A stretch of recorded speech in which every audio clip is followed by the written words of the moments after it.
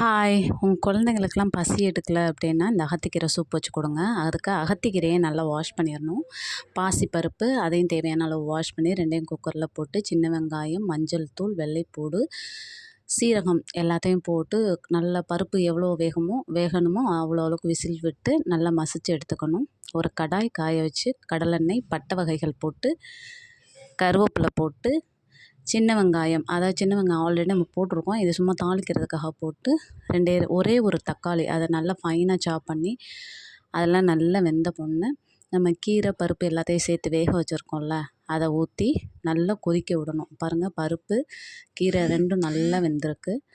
அதை நம்ம தாளிச்சிட்ருக்கோம்ல அந்த இதில் ஊற்றிடணும். ஊற்றி நல்லா கொதிக்க விடணும். தேவையான அளவு உப்பு, அப்புறம் தேங்காய் சீரகம் போட்டு பேஸ்ட் அரைச்சி அதுலேயும் ஊற்றி நல்லா மடங்க கொதிக்க விடணும். கொதிக்க விட்டால் அகத்திக்கீரை சூப் நான்வெஜ் ஸ்டைலில் ரெடி ஆயிரும்.